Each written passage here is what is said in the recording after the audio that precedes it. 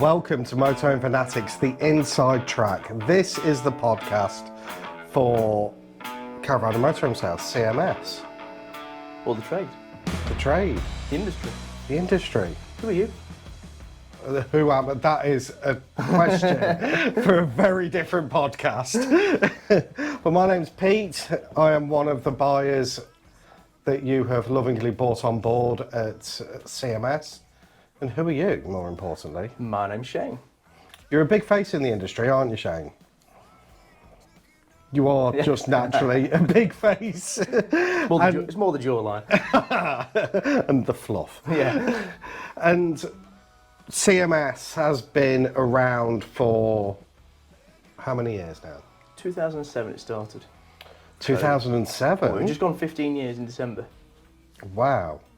That blows my mind then, because that means that anyone born in 2005 is 18 this year. Yeah, don't say that. Yeah, let's. How old do you all feel right now? Yeah, absolutely, yeah. 2005, wow. But 2007, 2008 for us, wasn't it? 2007, 2008. And you've dealt with an awful lot through that. And this particular podcast is talking about your selection Yep.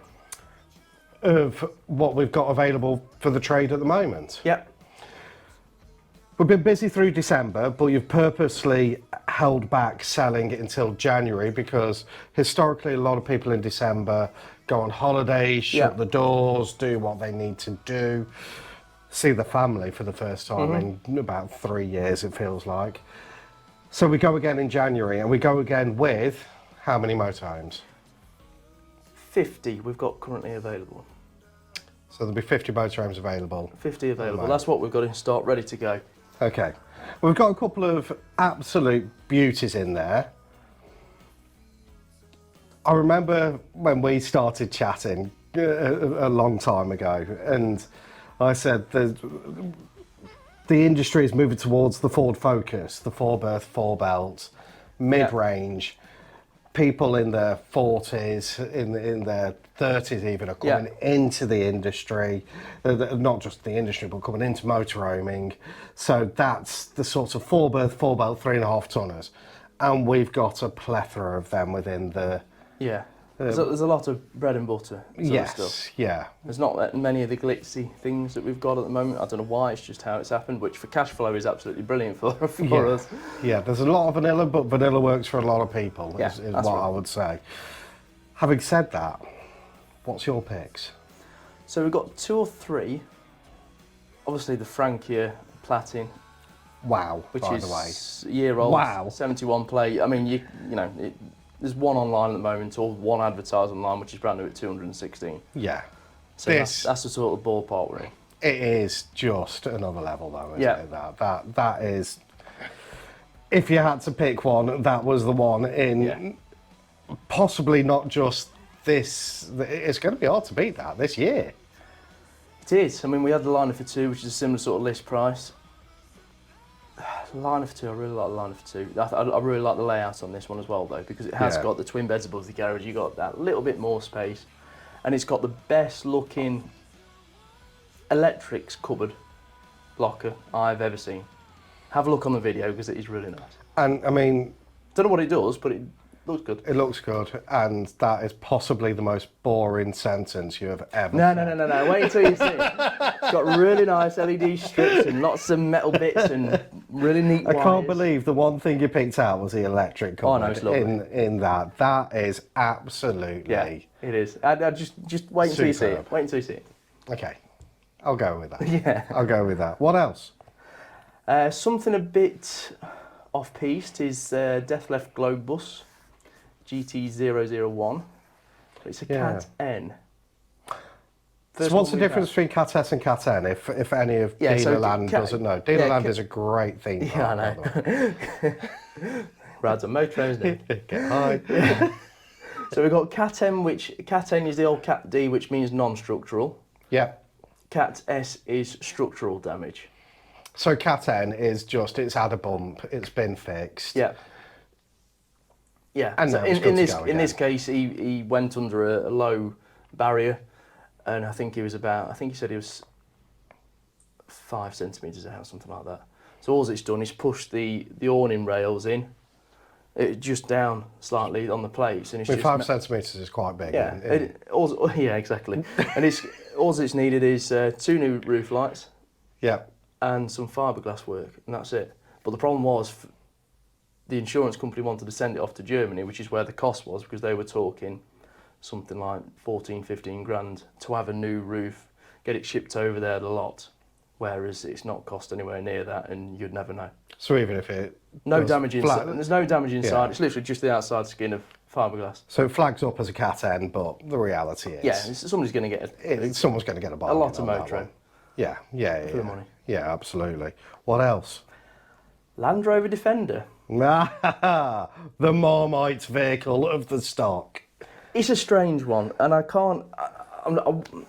I almost automatically like it, even though I don't know why I like it. It was a great base vehicle to start with. Yeah, so it's a 62 plate, 36,000 miles, so really nice and low, lots of service history, and the condition is incredible. Oh, it's superb. It's the XS model, which means it's got electric windows, heated seats, cab air conditioning, which is all the bits that you want, and it's had a conversion at the top and a pop top. It's got the snorkel. It has, yeah. You could go through a river. Yeah. Very Marmite. Very, very Marmite. Have a look at the photos. Have a look at the video. Yeah, it's Marmite just because you are the. It's a Defender. You either love a Defender or you don't, essentially. Exactly. I mean, to give you an idea, they've got a 75-year anniversary Defender out at the moment. So when you consider that's old shape, that's how long it's been out for. Yeah, yeah. When they obviously had it in the army, 75 years. That's what that old shape was. Apart from some slight upgrades, it's pretty much stayed. I do like the colour of it as well.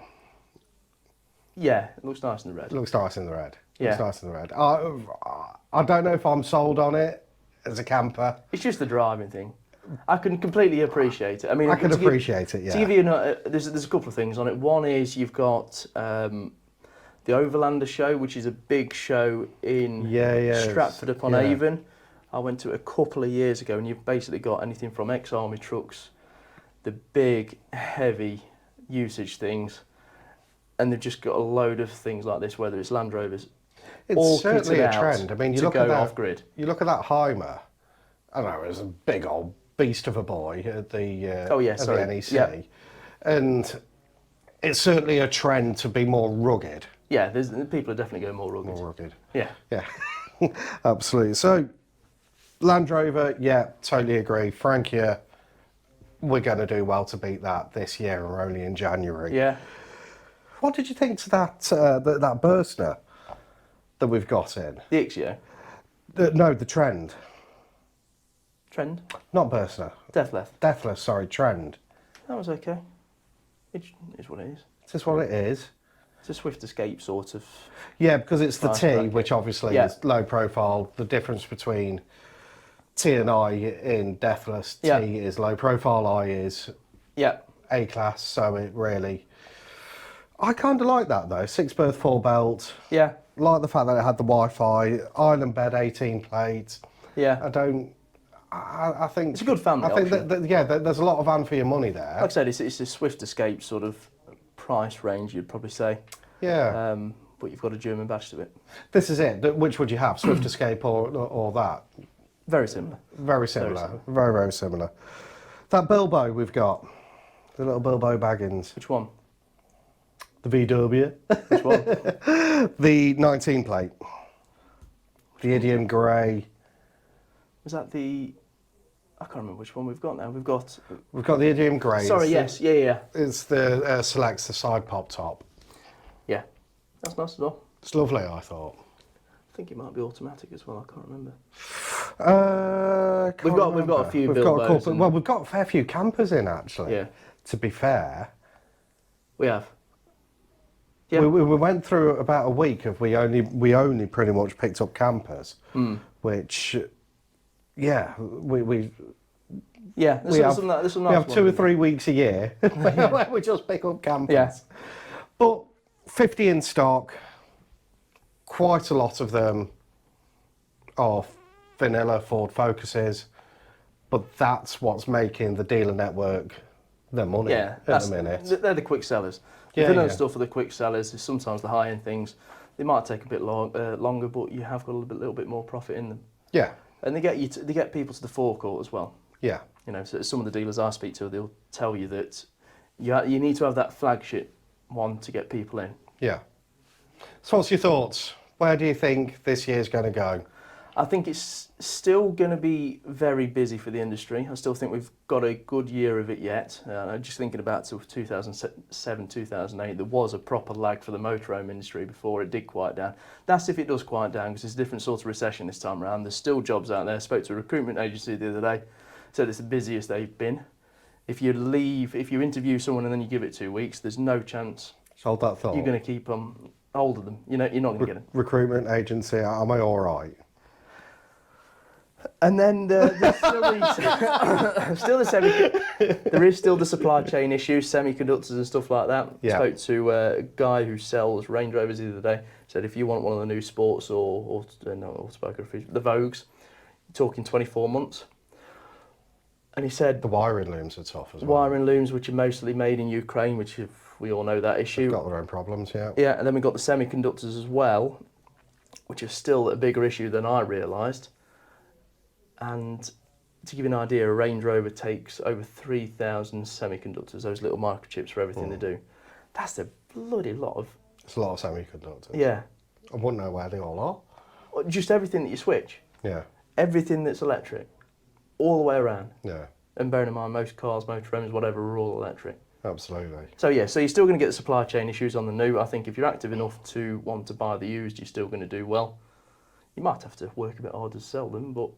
So the recession isn't really worrying you at the minute? No, just because of the supply chain issues. And there's not a loss of jobs. Yeah. That's the two key things. Yeah, because back when, I mean, the CMS was around when the recession hit in 2009. Yeah, we started at the worst time. And you survived. Mm-hmm. A lot of businesses survived, a lot of businesses flourished through that. COVID, every dealer business has flourished through COVID. God, yeah. So there's still that crest of a wave, I feel, Yeah. that is happening. I mean, we're only, 2-3 days in, and I know the dealers that I spoke to, there's only 2 or 3, have been very busy out the gates. There's a lot that closed down on the 17th of December as well, so they've had a couple of weeks off. Yeah, yeah. So there will be a bit of a pent-up demand. People are starting to plan this year's holidays. There was a little bit of news, actually, just before Christmas, wasn't there? There was, yeah. So BCA, who, obviously there's a lot of dealers that buy from there, when COVID hit, they stopped doing live viewings for the dealers. Well, for anybody. It used to be dealers and... Dealers, cars, whatever, yeah. But they have now opened up to a viewing just before.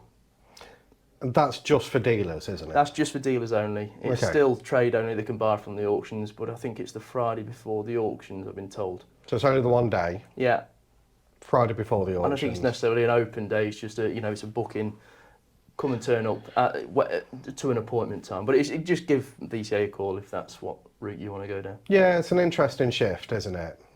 Yeah, because, speaking to a lot of people in the trade, that's the biggest problem with buying blind.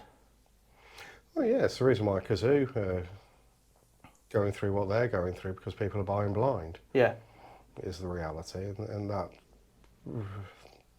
doesn't always give confidence. Kazam as well, they've just about gone. Yeah, yeah. I think if that's the right company. Yeah. So yeah, interesting. Yeah, very interesting. Yeah. And if they want to get in touch with you, how will they do that? Just drop us an email, which will be below. There you go. I think Lewis will be able to do a nice little edit there. Yeah. Email below. So yeah, thank you for your time. Appreciate you're busy. Literally just before we go to sale with these 50. So I appreciate it. So really thank you for your time. Do look out for the new podcast, Motorhome Fanatics. That's going to be talking about everything motorhoming, from trends to what we're enjoying, what we're liking, to festivals, to campaigns, to all sorts of things that's going to be going on there. We'll be doing that monthly. We'll be doing this before we go to sale. Yep. Thank you for your time. Thank you for watching. If you have any questions, get in touch with them.